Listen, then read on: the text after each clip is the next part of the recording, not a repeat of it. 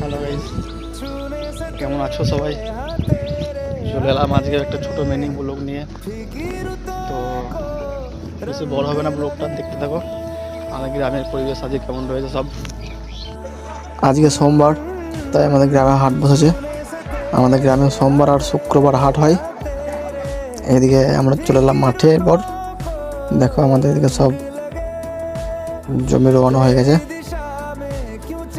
চলো এরপর তোমাদেরকে আমাদের আড্ডার জায়গায় নিয়ে যাই। আমাদের এখানে মহা শ্মশান আছে, কালীতলা যাকে আমরা বলি। ওখানে মানে খুব নির্জন জায়গা। আমরা এখানেই থাকি মাঝের মধ্যে বলতে প্রায় থাকি এখানে। আমরাই মানে কাজ না থাকলে আমরা এখানে এসে বসে থাকি। তো দেখো, আর এইদিকে দেখো আড়া দিয়েছে, এই যে এদিকে জল ঝরছে ঝর্ণার মতো। আর এই যে এইদিকে দেখো ঘূর্ণি দেওয়া আছে, এই ঘূর্ণিতে মাছ পড়বে।